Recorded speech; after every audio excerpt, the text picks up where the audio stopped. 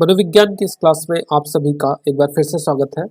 और आज की क्लास में हम साइकोसोमैटिक डिसऑर्डर के इटियोलॉजी को देखेंगे। इससे पहले लास्ट क्लास में हमने ये देखा था कि साइकोसोमैटिक डिसऑर्डर या साइकोफिजियोलॉजिकल डिसऑर्डर क्या है और उसके कितने टाइप्स हैं। और आज की क्लास में हम उसके मुख्य मुख्य इटियोलॉजी को देखेंगे कि किस कारण से किसी व्यक्ति में मनोदैहिक विकृति उत्पन्न होती है। तो इसमें मुख्य रूप से 3 कारक बताए गए हैं: जैविक कारक, मनोसामाजिक कारक और सामाजिक सांस्कृतिक कारक। जिसमें जो आपका जैविक कारक है ये सबसे इम्पोर्टेंट है। इस पर मनोचिकित्सकों ने सबसे अधिक बल दिया है, जैविक कारक पर। बाकी जो 2 कारक हैं वो भी इम्पोर्टेंट है, बट उतना इम्पोर्टेंट नहीं है जितना जैविक कारक इम्पोर्टेंट है। तो चलिए देखते हैं सबसे पहले जैविक कारक के बारे में। जैविक कारक में मनोवैज्ञानिकों और मनोचिकित्सकों ने कुछ ऐसे बायोलॉजिकल एलिमेंट्स बताए, कुछ जैविक तत्व बताए जिनकी भूमिका इस रोग में बहुत ही महत्वपूर्ण होती है। उनमें से पहला आपका है जेनेटिक कारक, जेनेटिक फैक्टर्स।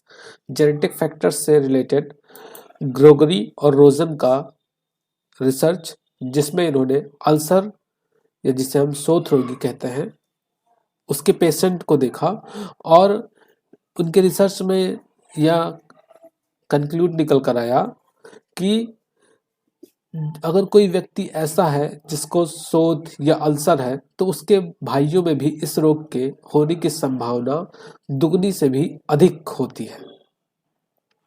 इसी तरह से अगर किसी को श्वसनी दमा, ब्रोंकल अस्थमा या हाई ब्लड प्रेशर या माइग्रेन की प्रॉब्लम है, अर्धशीशी जिसे कहते हैं, जिसमें आधा सर दर्द होता है सिर्फ, अगर ऐसी प्रॉब्लम है तो इनके संबंधियों में भी, उनके जो रिलेटिव्स होते हैं उनके अंदर भी इस रोग के होने की संभावनाएं काफ़ी ज़्यादा बढ़ जाती हैं। तो इस तरीके से जो जेनेटिक फैक्टर है वो, इसमें ग्रेगरी और रोजन ने प्रूव किया कि जेनेटिक फैक्टर्स इस रोग के उत्पन्न होने में काफ़ी अहम भूमिका निभाते हैं।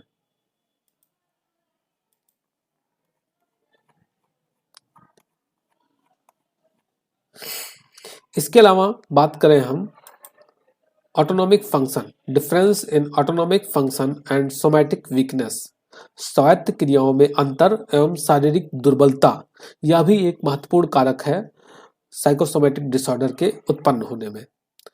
इसमें वोल्फ और रॉबिसन ने अपने अध्ययन में यह बताया कि जब किसी पर्सन के सामने कोई अरुचिकर उद्दीपक या अरुचिकर परिस्थिति, मतलब कोई ऐसी परिस्थिति या कोई ऐसा उद्दीपक सामने आ जाता है जिसको आप नहीं चाहते कि आपके सामने आए, मतलब कोई ऐसी घटना जो आप नहीं चाहते थे कि घटे, जैसे परिवार में किसी की डेथ हो जाना या किसी की तबीयत बहुत ज़्यादा खराब हो जाना, किसी का एक्सीडेंट हो जाना।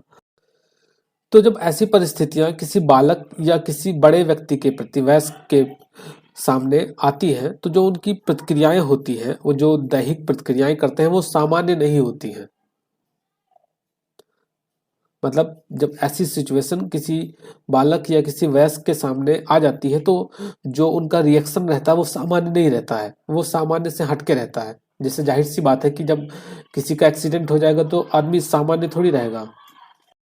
तो ऐसी सिचुएशन में कुछ लोग क्या करते हैं, जब उनके सामने ऐसा कोई उद्दीपक या ऐसी कोई सिचुएशन आ जाती है तो वो हाइपर टेंशन में आ जाते हैं। कुछ लोग को माइग्रेन होने लगता है, तुरंत दर्द होने लगेगा सर में, इतना ज़्यादा वो टेंशन ले लेते हैं।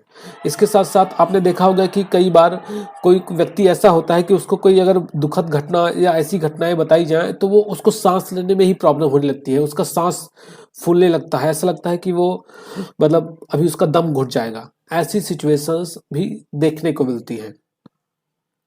तो यहाँ पर आपने देखा कि जैविक कारकों में जेनेटिक फैक्टर और स्वायत्त क्रियाओं में अंतर एवं शारीरिक दुर्बलता, ये 2 ऐसे कारक हैं जिनकी वजह से व्यक्ति में साइकोसोमैटिक डिसऑर्डर के उत्पन्न होने की संभावनाएं बढ़ जाती हैं।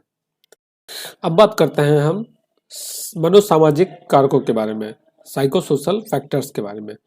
तो इसकी बात करें तो इसमें मैंने जिससे पहले ही बताया था कि मनोसामाजिक कारकों को बहुत ज़्यादा महत्व नहीं दिया गया है, ये उतना महत्वपूर्ण नहीं है, लेकिन फिर भी कुछ कारक इसमें भी हैं जिनको हम थोड़ा सा ध्यान दे सकते हैं।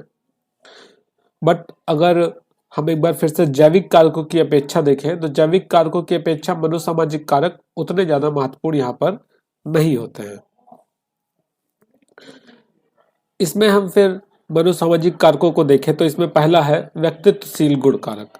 इसमें किटसन ने अपने एक रिसर्च में बताया कि ऐसे व्यक्ति जिनके अंदर असुरक्षा, चिंता, संवेदनशीलता आदि गुणों की प्रधानता होती है, ऐसे ट्रेट्स अगर उनके अंदर पाए जाते हैं तो उनमें फिर हाई ब्लड प्रेशर जैसे साइकोसोमैटिक डिसऑर्डर के विकसित होने की संभावना बढ़ जाती है।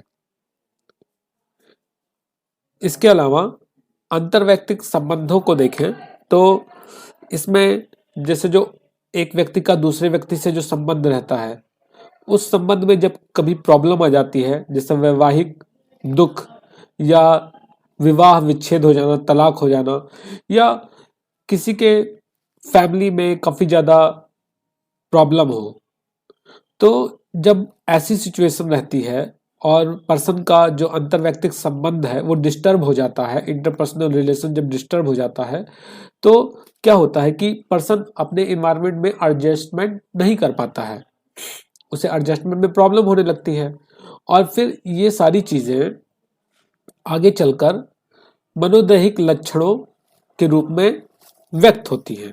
जैसे कि आपने पहले ही क्लास में, इससे पहले की क्लास में देखा था कि जो साइकोसोमैटिक डिसऑर्डर है वो क्या होते हैं कि वो जो सांवेगिक संघर्ष हैं, मनोवैज्ञानिक जो प्रॉब्लम, उन्हीं का शारीरिक रोगों में एक प्रदर्शन है। मतलब अगर साइकोलॉजिकल प्रॉब्लम है तो वो साइकोलॉजिकल प्रॉब्लम यहाँ पर फिजिकल प्रॉब्लम के रूप में दिखाई देती है, तो वही चीज यहाँ पर भी बताया जा रहा है।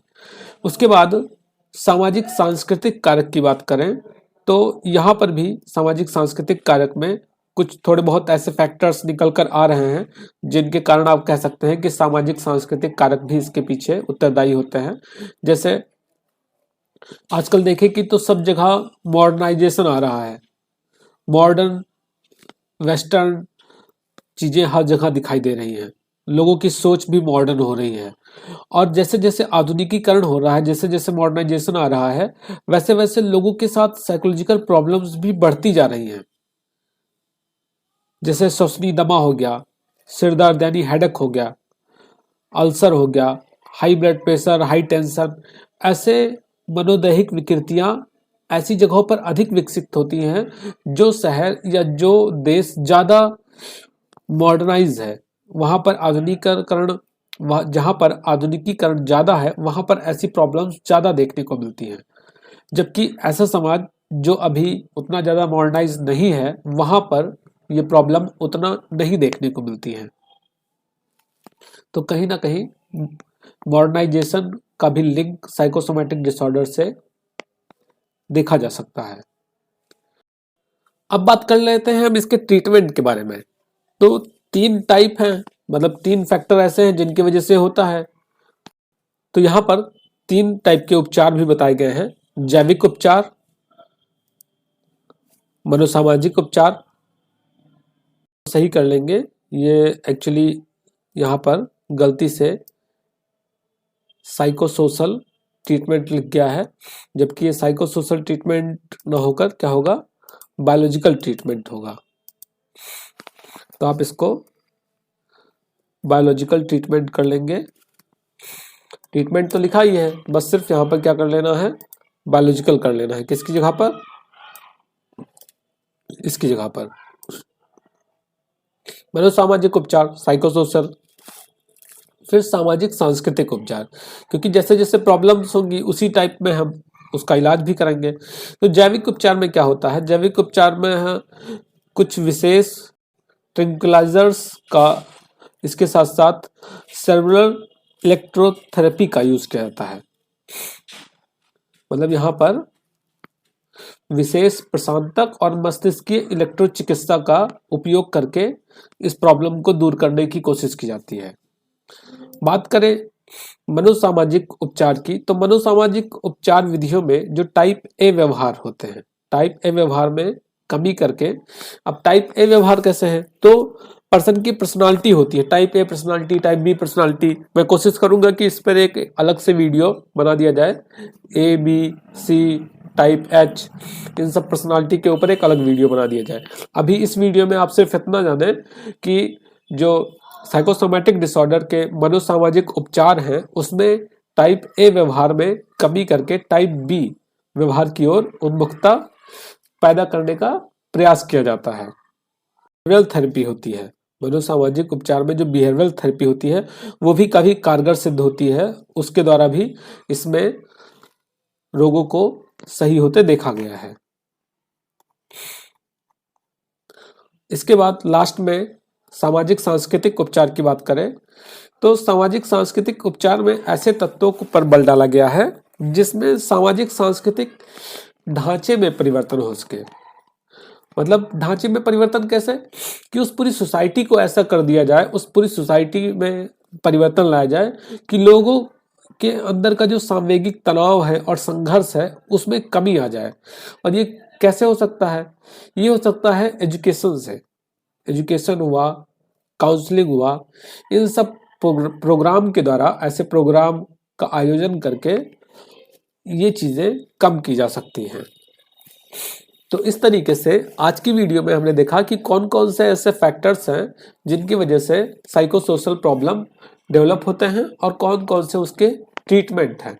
तो आज की क्लास में इतना ही, मिलते हैं नेक्स्ट क्लास में, तब तक के लिए धन्यवाद।